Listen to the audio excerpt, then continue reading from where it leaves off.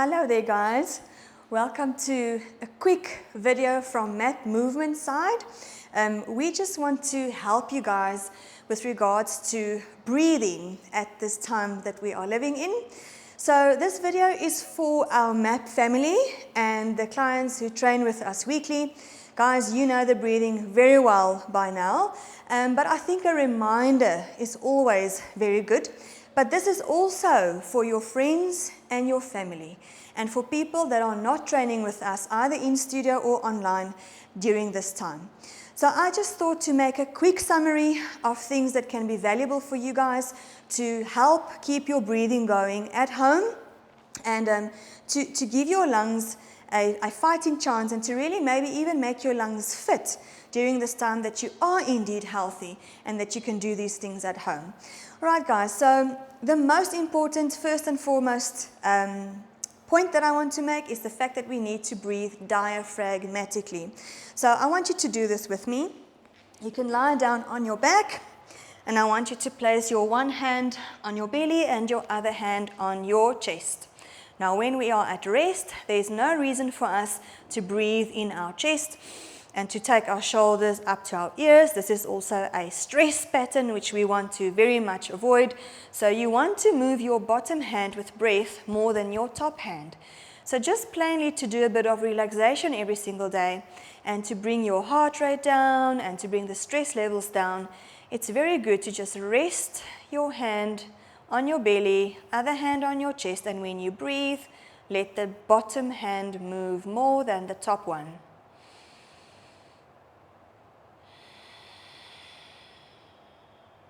In and out. Try and keep your mouth closed. Inhale through the nose. Exhale through the nose. Inhale and exhale. If you are very stressed and you feel that you cannot get into this pattern of breathing, it's very good to place a beanbag, a warm beanbag over your belly. The weight of the beanbag helps you to understand where you need to breathe, and it also gives you that relaxation. It just stimulates the parasympathetic nervous system to get out of the fight and flight sympathetic nervous system. So a warm beanbag on the belly to get this breathing going is also very good. Alternatively, watch your children sleep and see their bellies rise and fall. That's natural. That's how we were made to breathe. Secondly, we focus a lot in MAP on nose breathing, nasal breathing, and not mouth breathing. Sorry. I want you to feel this maybe sitting up. So place your one hand again on your belly and the other one on your chest. And then when you take a breath, a quick breath in through your mouth, your open mouth, I want you to feel where the air lands. So let's do that. Inhale and out. Let's do it through the mouth. In and out. Okay, so the air immediately lands more in my upper chest, which is not the important part where we need to aerate our lungs to get the maximal oxygen capacity going throughout our body. So when we breathe through the nose and you close your mouth, there's immediately more movement in your belly, more movement into your diaphragm, into the basal lung lobes, the lower lung lobes. All right, so close your mouth, inhale through your nose, exhale through the nose. Inhale through the nose, exhale through the nose. Just keep on going. Inhale through the nose, exhale through the nose. And as you keep on breathing through your nose, feel how it calms you down. Feel how your shoulders are relaxed. Feel how there's less tension, less shoulders drawing up to your ears. So you're fighting even the stress response around COVID by just breathing in and out through the nose. Another wonderful thing around nose breathing, this is just how fearfully and wonderfully made we are. We've got a gas in our nasal passages called nitric oxide. And a very important role of that gas when it goes into our system is to vasodilate, to open up our arteries and our veins. And that is what we want at this stage, to get more oxygen through the blood, to the organs, to your systems, to your lungs. So the more you breathe through your nose, the more you get that gas part of your system. And then the gas exchange throughout your whole body is just so much better. So nasal breathing is one of the main things we train during MAP movement exercises, and it's really something valuable that you can teach your family member to do as well. Another thing that I won't necessarily harm you with by demonstrating, but humming, guys, just plain humming, just humming.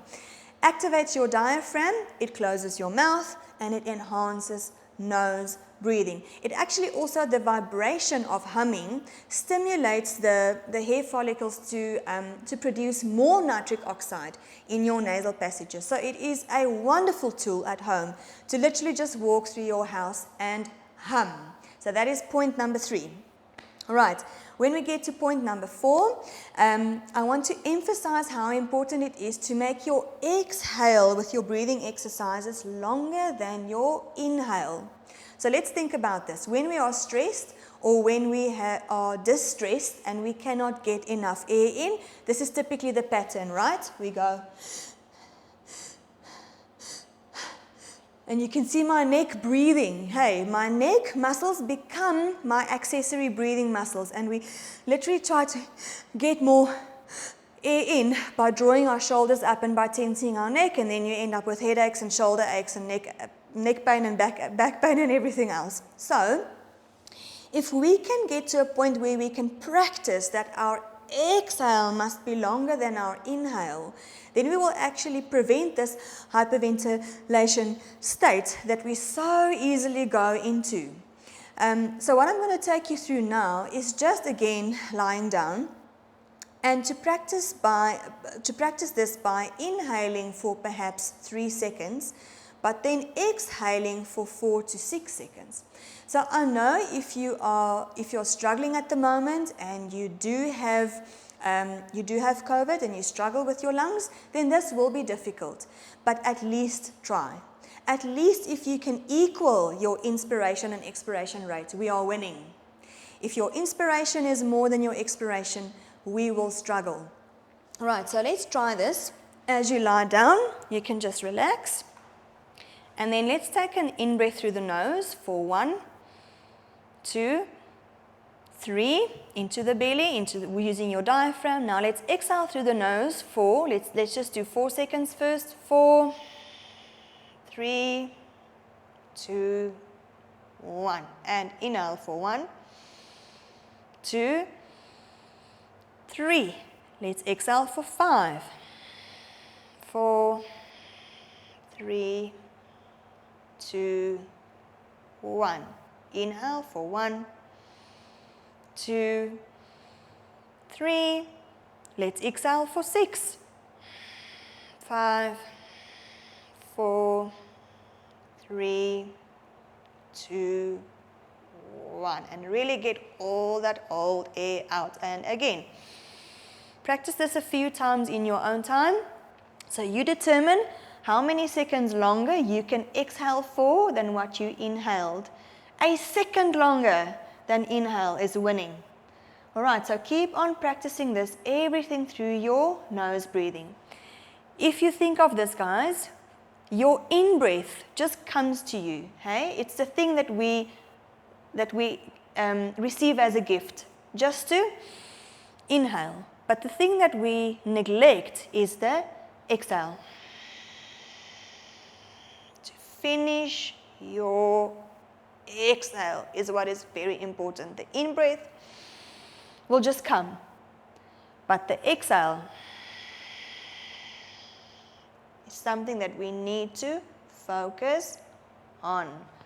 So, to make space for new breath, new oxygen, better saturation, we need to get all the old air and the old gunk out. And the only way to do that is to actually focus on your exhale.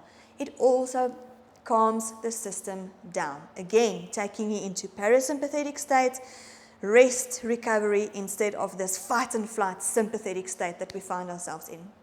Right, so 2 tips and tricks to practice this longer exhale at home is something simple like a balloon. If you've got any breath and strength in your lungs, use this. So it's an inhale through the nose, then you will take the balloon and you will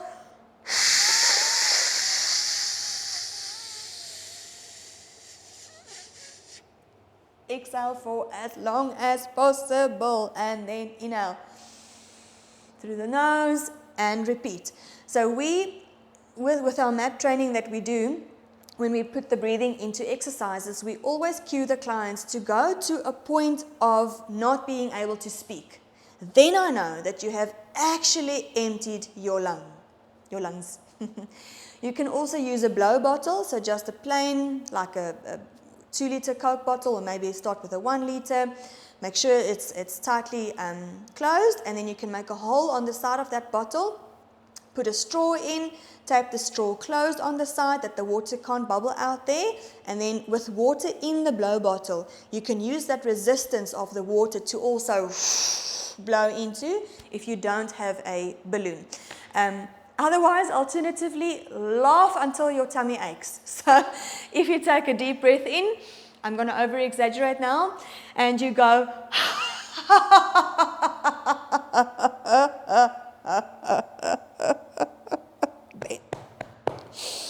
and then only inhale.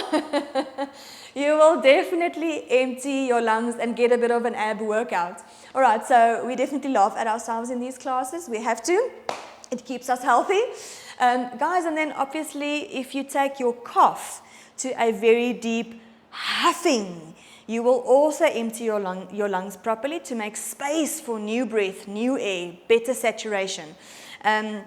So instead of just coughing, but actually to go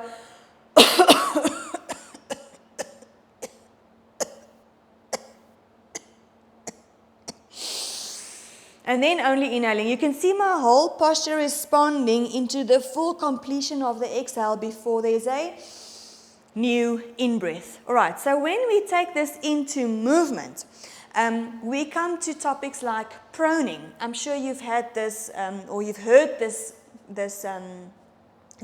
lingo or this word of called proning. So what that just means is we need to get our basal lung lobes here at the bottom to aerate. And it doesn't help when you lie on your back to get your lung lobes at the back to aerate. It helps when you lie on your tummy. So if you're not able to move, if you are too sick to move, then please make effort to not lie still. I think that's the biggest value of movement, is that if you can keep on moving, it means that you cannot be bedridden.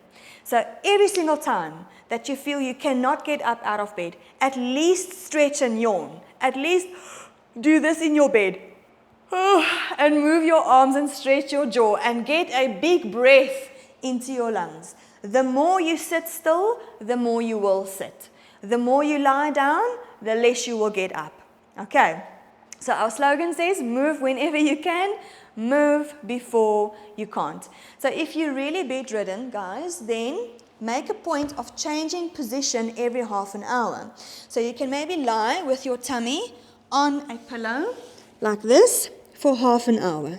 All right, so the lobes of your lungs that you want to aerate, meaning give more air, must be at the top. Okay, so the air won't go down towards gravity, it will go up. Hey, so if you lie with your head on your hands and you breathe with your belly into the pillow, and you try to push the air all the way around into your back, then you're getting proper aeration. So inhale and exhale. So you start by pushing the belly into the pillow, and then let the air flow all the way around into your back, and then exhale. Try your best to close your mouth, that you can breathe in and out through the nose, which completely relaxes your shoulders and prevents the stress pattern. Right, so this is very good. This is such a good exercise to get your lungs to work properly and it's quite simple. Then when you change position the next half an hour, it would be good to turn on your side. And then this lung lobe will now get more air, right? If you lie on your right side, your left lung lobes will get more air. The same when you turn on your opposite side. So it's very important that you keep on switching positions. When you struggle to sleep at night, it's always good to use a bit of a wedge to make yourself a bit more comfortable in a seated position, maybe upright sleeping, but still changing positions as often as you are able to do so. If you can move more than that, then this is a very good alternative for what we call the proning position. So just to go down and on all fours and rest your head on your hands and to breathe here. Inhale and exhale. Inhale and exhale. Completely relaxing the shoulders. Inhale and exhale. This is also a technique that they are currently using in the hospitals. Just getting the patients on all fours so that there's space for the diaphragm to move, space for the belly breathing to happen, but also for the breath to go right around into your back.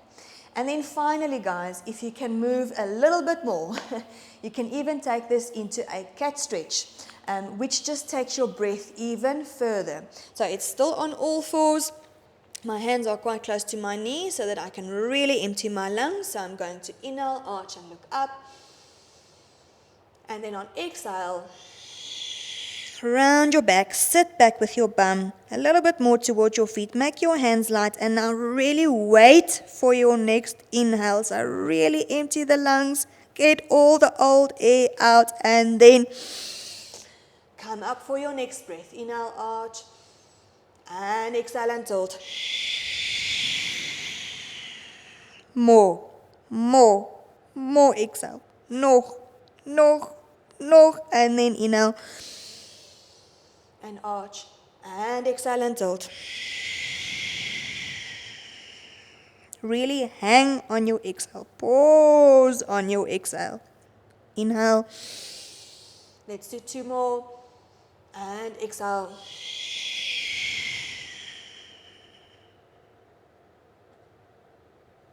Once more. And exhale.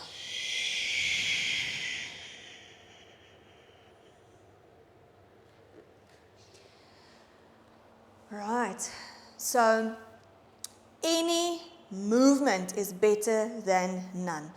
Even just taking your arms overhead, reaching and maybe going to the sides and rotating, moving the upper body. If you struggle, you can even use a broomstick behind your back. Hold that and rotate with the broomstick side to side. Any movement is better than none. Any upper body movement that you can do to create space in your rib cage, super for an increased oxygenation, better saturation, better fighting chance. Guys, I hope this helps you a little bit, and my blessing to you is breath. I bless you with breath. Be safe, and I hope to see you guys soon. Cheers.